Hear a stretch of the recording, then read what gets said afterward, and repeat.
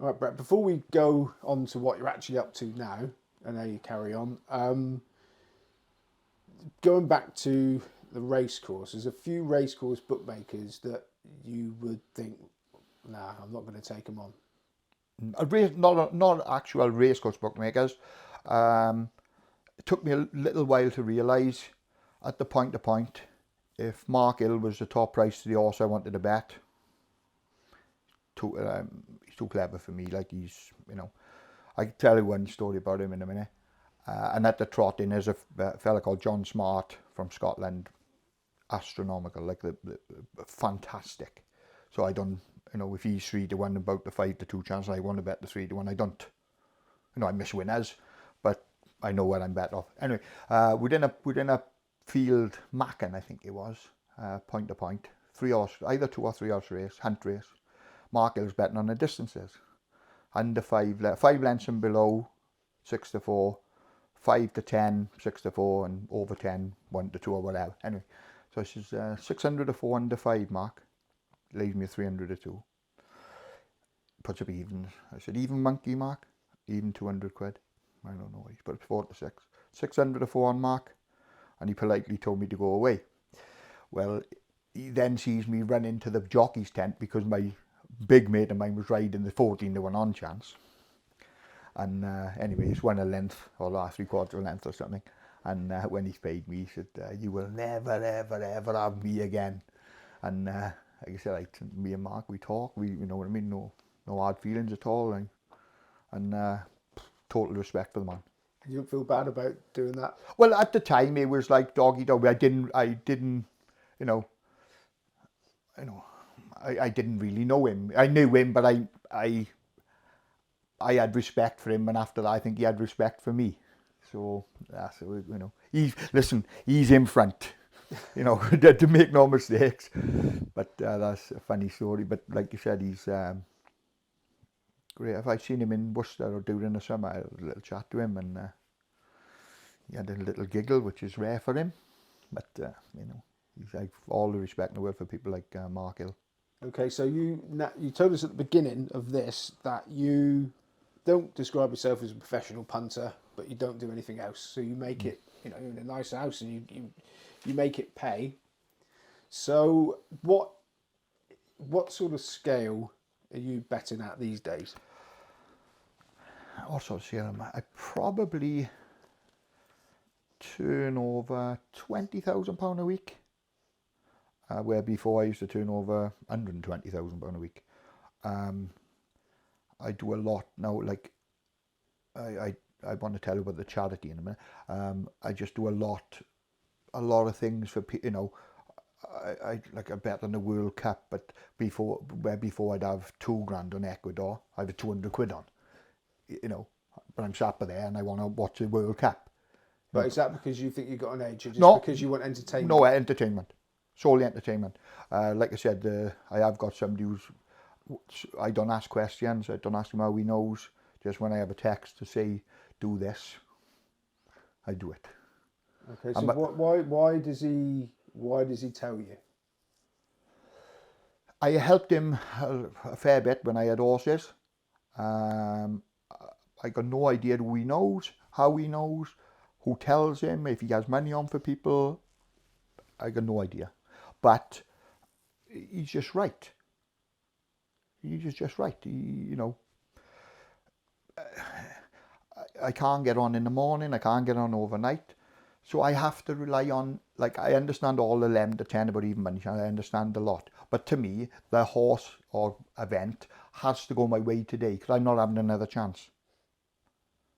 And you got to pick and choose, what stables you bet and accounts and everything like that. But that, without him, I'd struggle to make it pay. No, so you're in quite a precarious position. I mean, if this anything, God forbid, happens to this guy, or he suddenly decided Brett's ruining my market, I'm not telling him anymore. Yeah. I mean, what would you do? As for nicking his market, he knows I wouldn't do that. That's not my game at all.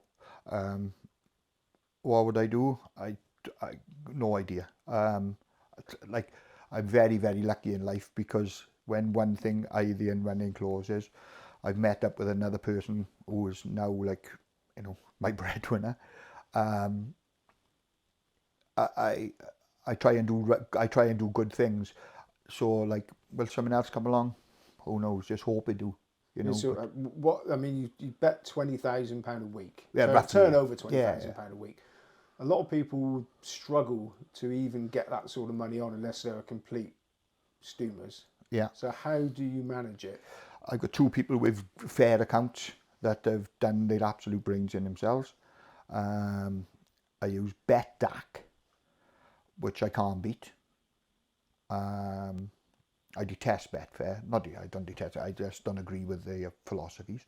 And like you know, You betting shops and stuff. that small, very, very, very minuscule betting shops. You know, they got pictures of my mother and, you know, next to the pencil man and things like that. You know. Have you do you keep any sort of records? No.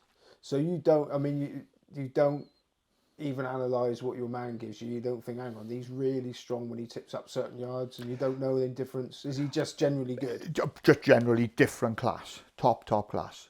I'll tell you quickly a story. There's a very, very famous footballer. I won't mention his name. People know I know him. Who he would tip me various different things. If he tipped me one from Simcox Yard, it would win. And you know, that I cotton on to that. But my inside information, man, is not like football matches, and they're not crooked. No, you know, it's not crooked. Nothing crooked about it. It's just like the right people. Okay, but I'm interested in what, you know, if you're doing it, you've got to make it pay. So you're getting really, really sharp information off your mate. Yeah. And then you sit down and toss 200 quid away on the football. I mean, how do you square that? Why would you do that? Do you have to have? Is it like a bit of? You have to have a bit of excitement. Yes. You know, if you don't mind giving away 200 quid. This is what I think, Simon. Right? I think on BetDAC, Ecuador yesterday with 2.3, I think. So I put 200 quid on. If I have 100 bets, I'll do 2%. You know what I mean? I don't mind giving 200 quid to have 100 football matches to watch. Because all you'll do over the period of time, because I know nothing about it, I do think the exchange markets are right. And, you know, even money chances win 50% of the time. So all you do is you were 2%. And I can live with that. Okay, then before we actually started filming this, you were telling me a little bit about bookmakers not wanting to take your bets, etc. But I was interested that when you said that you wouldn't want to take on Mark Hill, yeah, or the guy from Scotland. So do you have a little bit of an understanding as to why when Brett Lloyd rings up for one, they don't particularly want to lay you? I totally understand. But what I can't, this is what I can't say, William Mills, Corals, anybody, like, if they can't lay me, like, previously, I used to get, if I wanted to be on, I'd get on somehow, right?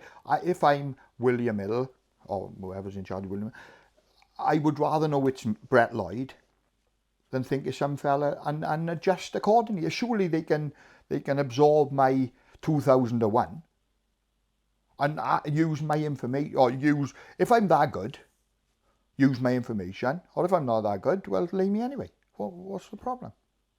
I struggle with that, you know. And as a bookmaker, I don't care who I lay. If it's the right money, yeah, you're on. Because I've put 5 to 2 on the board, expecting the right money.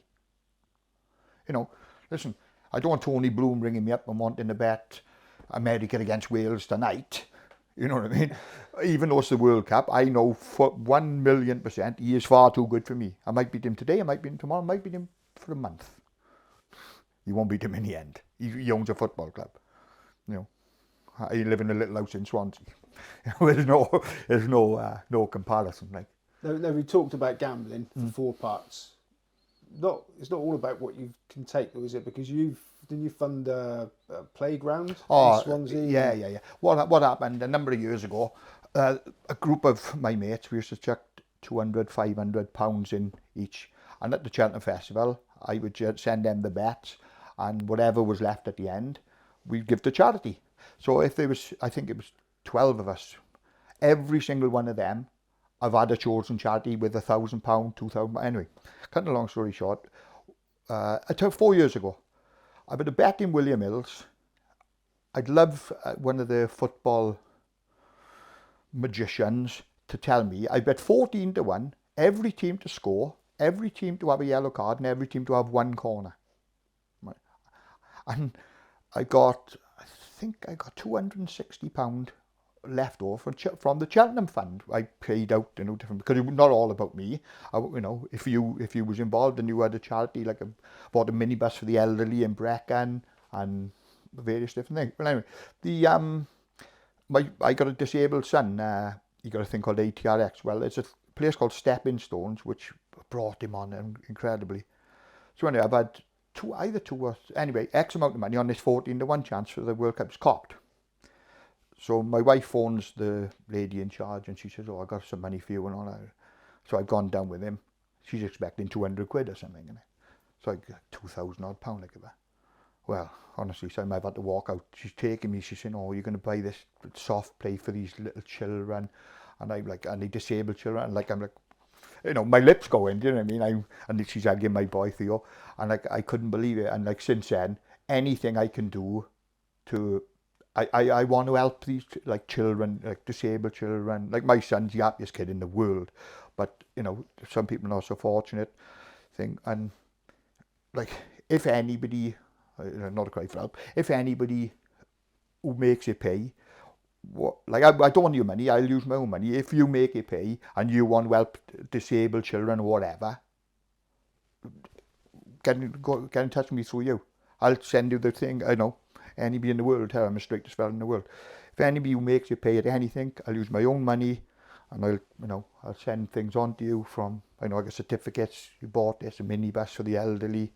I want to do things like that. I really want to do it now. It gives me massive, massive pleasure. And you said earlier that you do good things, which you do. And you think you get your reward in some... I genuinely you get your believe reward for how you feel, but you get your reward as in you've been a lucky person. Very incredible. So the final question, for best, for want of other words, you are still a professional gambler. Right. Is there a future in professional gambling? Is there a future in professional gambling? Well, it could be, but it's... Like the bookmaking fraternity moan, there's no youngsters. There's no youngsters because if you're successful, what's the point? Like a young boy playing football, if the minute Man United sign him, they're gonna cut his feet off. People ain't fools. They ain't coming through working hard. Like my son, I got a son, 11-year-old.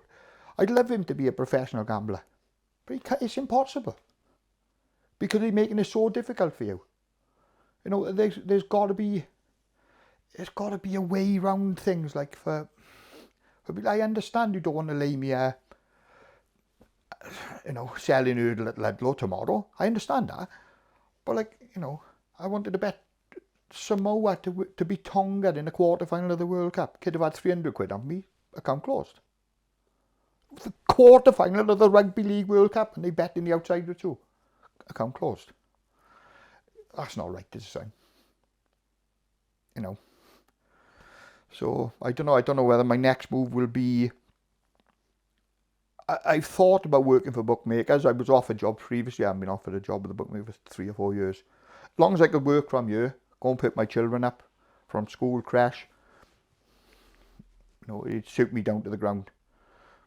But what do I want? I want to sit by here this time next year. If I got exactly the same amount of money, I'd lived my life, and I'd given X amount of money, whether it's a few hundred quid, few grand, to a charity. I like children, I like disabled children charities, because I think they do nothing wrong. They're born like that. They know that they're the happiest kids in the world, and nothing gives me more pleasure than to to help them. If I can build another playground for them, it'll be the first thing I do. So, like I said, if any of the professionals want to get in touch with me, I don't want your money. Just tell me what to help handicapped children. Brilliant. Well, that's brilliant thing to end on, Brett. Thank you very much for talking to us. Thank you very much, Sam. If anybody does want to get in contact with Brett, if I've had a few quid, get hold of me and we'll pass it on. Like I said, I don't want your money. No, I lose my own money. If I lose, I lose. You know, if you're a winner at anything, just, you know, I'll give you a spin. No complaints. Because I'd lose my money anyway. Brilliant. Thanks a lot, Brett. Thanks, Sam. Cheers.